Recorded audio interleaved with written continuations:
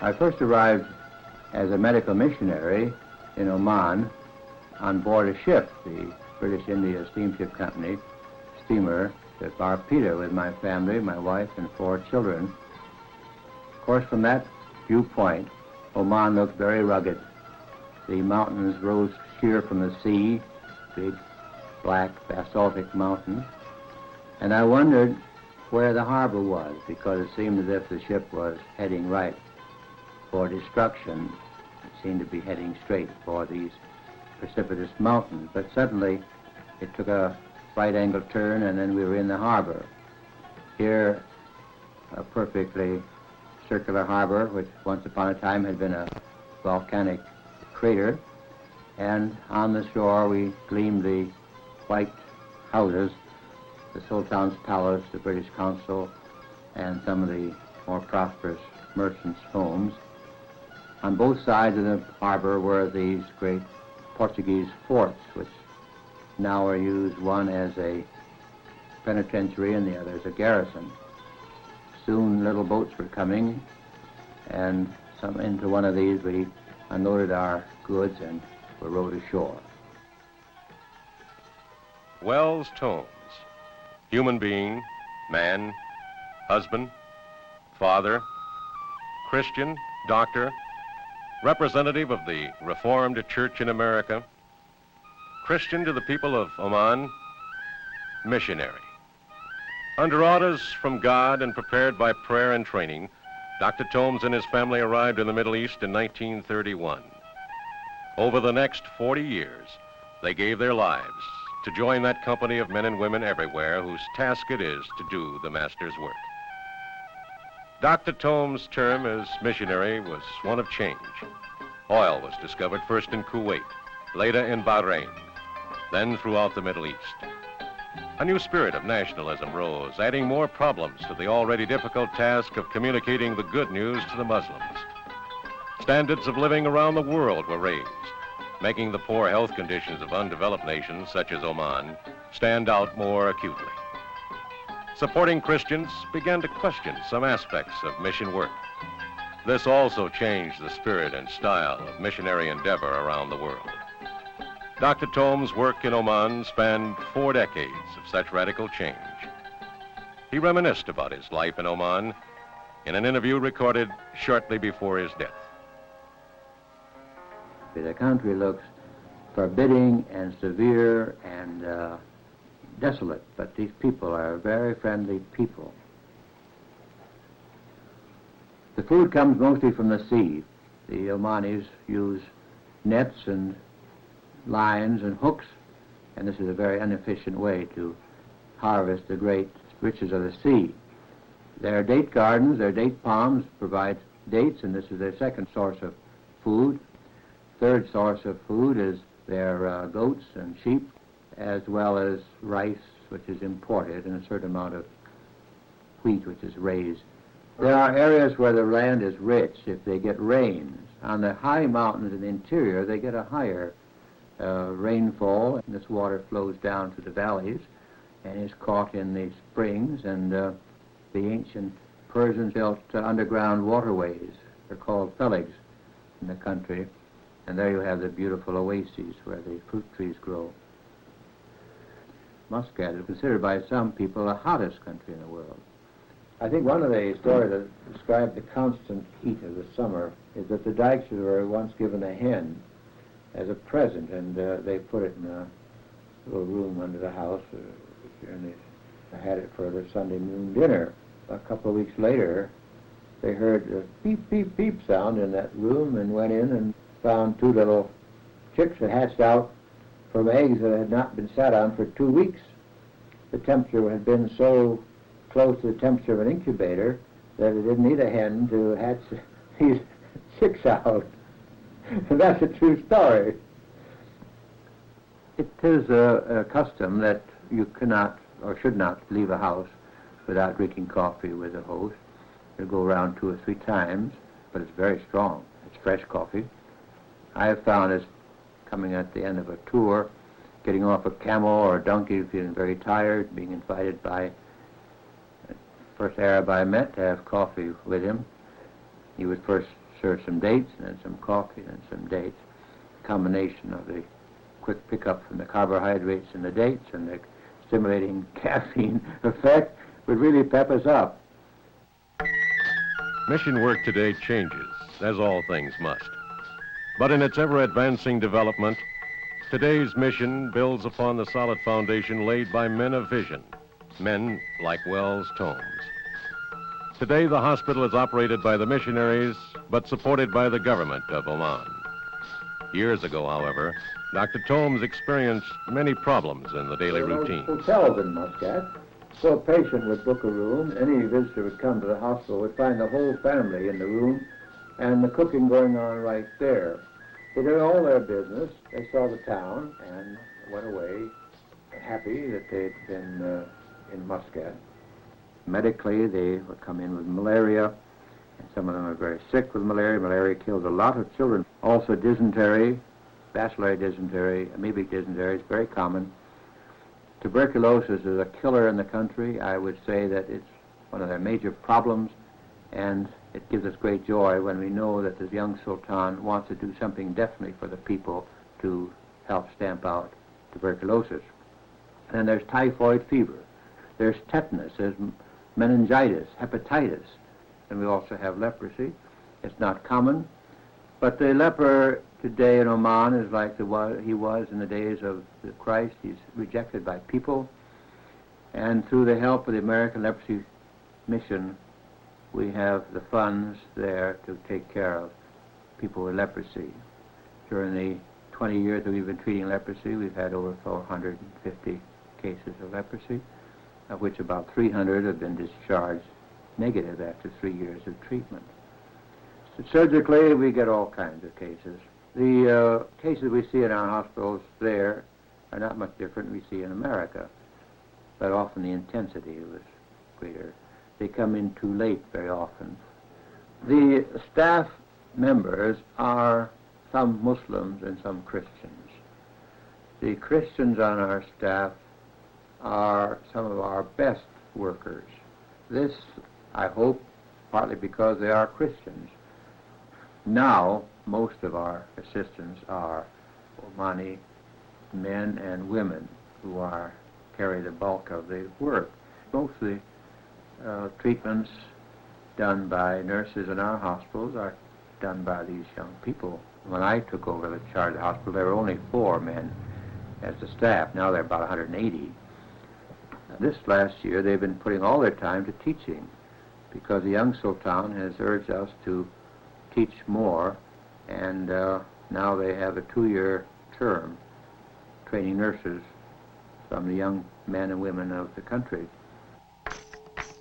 Nahatha, the Arabs call it, renaissance, a new feeling, an awareness, an awakening. As Dr. Thoms' reputation spread, that of Christian, healer, a concerned human being, Omanis realized that they too could serve their people, as Dr. Thoms was doing. He was then able to direct more effort into the area of his medical specialty. I have in the last few years specialized in eye surgery and eye diseases, that about 90% of them have a disease called trachoma, which is a disease of the upper eyelids. And of course, there are a certain number of cataract operations. Last year we did about 120. It's a great thrill, of course, to be able to restore the sight for a person whose sight has become very dim. Each doctor has so many mornings in the outpatient department and so many mornings in the operating room. But in the old days, I saw them all because I was the only doctor.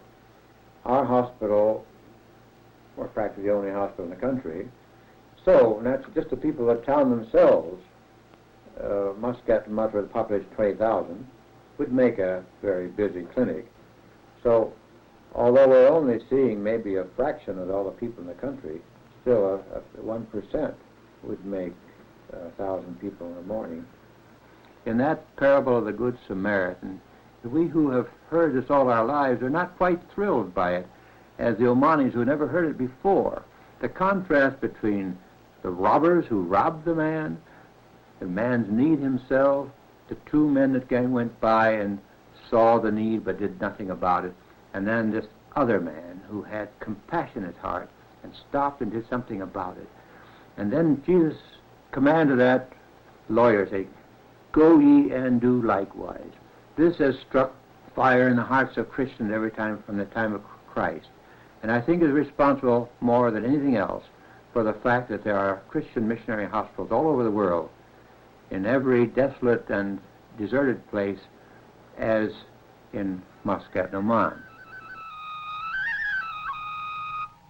Traditional mission work is centered around many areas, including healing and teaching and setting examples of Christian behavior and ideals. This is still true, though the burden of actual work and administration has shifted to the government in many countries. Long before this in Oman, Beth Thoms recognized the great need for basic education. One of her main contributions has been to teach people, Omanis, their own language, teach them how to read. Amongst her more apt pupils are leprosy patients. They're there for 3 years on the average, and quite a few of them have learned to read the Bible, read Arabic, and gone away back home to their own villages with this ability to read, which has raised their self-respect, of course, and their status in the village. The school we have there is the only girls' school in the country until this last fall, when the government opened this school for girls. Before that, there were 2 schools for boys, primary schools in the whole country, no secondary school, no high school. In our school, the mission school, there might be a few boys, but most of them are beautiful young ladies singing in very correct Arabic and reciting the prophecies and the fulfillment of Christ's coming from the Bible. Worship activities in the school and hospital and church are the center of our work.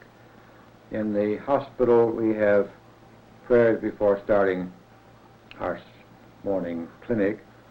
Then on Sunday morning at about 11 o'clock, we used to have a service that people could come to, and then a prayer. Sunday mornings, at 9:30 usually, there's a service in the Muscat Chapel.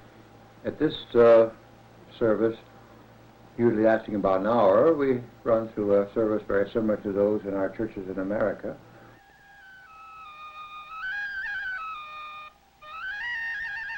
In the hospital, it's usually the Omani Christians who are in charge and decide who's going to do the speaking. The program is more and more in the hands of the locals. We think that's good. The fervor of nationalism is a dominant force throughout the Arab world today. Dr. Thoms was part of that era, exhorting Omani men and women to heed the call of Jesus, healing, treating the sick, setting examples of Christian love. We have home singing, and I remember my father and mother often play the old Moody and Sankey hymns, of which one of them was Trust and Obey. It didn't impress me so much when I was a teenager or in college or my early years, but gradually these 2 words came through to me, trust and obey. There's no use working out there unless we believe he is what he said he was, the Son of God, and that he is the head, that he runs the show. So trust and obey, these 2 words I like to leave with other people. Of course, I'm sure the chief witness is whether we act like Christians, and this is the hardest part of life in the push and pull and tension of work. It's been told to us that acts of my father, Dr. Paul Harrison, Dr. Husingfeld, and nurses on the staff have really influenced young men or women to want to become Christians. My regrets as I look backward is that I didn't take enough time just to share my beliefs as I could. The opportunities for a surgeon or a nurse or a technician to still share his faith and to witness in a quiet, effective way are still there. Because with all the people coming, most of them are coming with need. And a person who really believes that Jesus Christ, his Lord and Master, is able to meet all these needs, is going to share that with others. I like what Dahkani said. Hassan Dahkani wrote that book, Design of My Life. He was a convert in Iran, and now he's the bishop in Isfahan. And he wrote and said, don't stop telling the Muslims this wonderful truth, because then you're cheating them. You're not sharing the best you've got. And it's their right to hear, and it's your duty to tell if you believe it's the truth. Wells Thoms, missionary of the Reformed Church in America. I had so many happy moments. The work continues. My wife and I look back. The need continues. How wonderful it was that we were Prayer and sacrificial support will ensure the fulfillment of the needs of others in Oman, or Kuwait, or India, America, Ethiopia, wherever the love of Jesus is carried. Very often this talk goes around to who we serve and why we have come there and what we're doing, what is the meaning of our message. And I think it's in these periods when we get further in understanding, in dialogue. Now it's on us. We can't just say we've made a speech and that's it, sort of rest on the laurels. It's got to be more of a heart-to-heart dialogue. You tell, they can hear, the acceptance is up to the individual, whether it be in America or anywhere else.